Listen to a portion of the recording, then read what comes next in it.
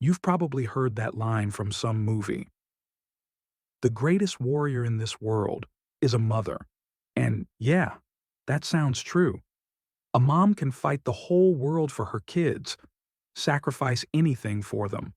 But what if I told you not every mom is like that? What if one mother took that love and twisted it into something horrifying? Today's story will make you question what the word mother even means. So buckle up, because this is one of the darkest, most disturbing true stories you'll ever hear. Before we start, make sure to subscribe to The Truth Unseen and hit that bell icon for more insane real-life crime stories every week. Our story takes place in Detroit, Michigan, a city that's seen its fair share of crime and struggle. Here lived a woman named Mitchell Blair, a single mom of four trying to raise her kids after splitting from her husband. She rented a decent house on Detroit's east side. She worked, paid her bills, and did what she could to keep life together. But then, things started falling apart.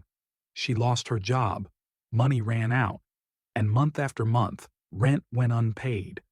When her debt hit about $2,000, her landlord had had enough. He told her to leave. She refused. Finally, the court ordered her eviction. It's March 24th, 2015, early morning.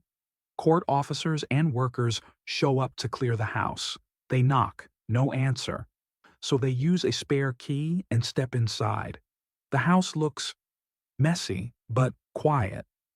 They start removing furniture, boxes, random junk, until they reach the living room. And there, they see it. A huge, deep freezer. When they try to move it, it feels way too heavy. They figure it's just ice, so they open it to let it thaw. But as the ice melts, something strange appears. A large black plastic bag inside. They pull it out, open it, and what they find inside makes their blood run cold. It's the body of a little girl. Pause. They call the cops right away. When police arrive and clear out the rest of the freezer, they find another body. This time, a boy. Two children. Frozen. Detectives immediately go looking for Mitchell Blair. Within hours, they find her, walking with her two living kids. She's arrested on the spot. When police confront her about the bodies, she just says one thing: "I'm sorry," but no explanation. So they take her in for questioning. And what she confessed next would shock even the most hardened detectives.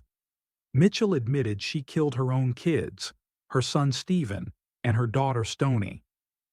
Back in August 2012, she came home and saw her youngest son Matthew acting strangely with a doll. When she asked him about it, he said something that sent her into a rage. He told her his older brother Stephen had done something bad to him. Mitchell snapped. She stormed upstairs, confronted Stephen, who was just 9 years old, and asked if it was true. When he said yes, she completely lost control. She punched him, kicked him, slammed him to the floor. Then she grabbed a plastic bag, wrapped it around his head, and kept hitting him. When he came to later, she poured boiling hot water on his private parts, burning his skin off. She tied a belt around his neck, hung him up, and left him there for hours. This went on for 2 weeks. Finally, on August 30th, 2012, Stephen died from the abuse.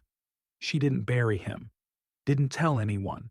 She stuffed his body into that freezer, and she told her 3 other kids, "If any of you tell anyone, you'll end up in there too." They were terrified. 9 months later, May 2013, it happened again. Mitchell found out her 13-year-old daughter Stoney had supposedly done something similar to Matthew, and once again, she lost her mind. She beat Stoney for days, locked her in a room, and starved her. She only opened the door to hit her again. Eventually, Stoney died too. Mitchell wrapped her up in another plastic bag and placed her on top of Stephen's body inside the freezer. Then she kept living in that house, sleeping in the same room, next to that freezer for 3 years. When asked if she felt any guilt, she said, "No, I don't regret it. They weren't my kids anymore. They were demons." She claimed she did it to protect her youngest son, but police later found zero evidence of abuse between the kids. It was all in her head. Mitchelle Blair was charged with first-degree murder. Her 2 surviving kids were placed into foster care and later adopted. In court, Mitchell screamed at the judge, cursed the prosecutors, and showed absolutely no remorse. On June 17, 2015, she was sentenced to life in prison without parole. Even then, her face showed no emotion. She didn't appeal, just sat there, silent. Mitchelle Blair forever stained the word mother, because a mom is supposed to protect her children, not destroy them. And yet, even after this horror, it's still true. The greatest warrior in this world is a mother. If you found this story shocking, hit that like button, share it with your friends, and don't forget to subscribe to Real Life Horror Stories. See you in the next one. Stay safe and stay aware.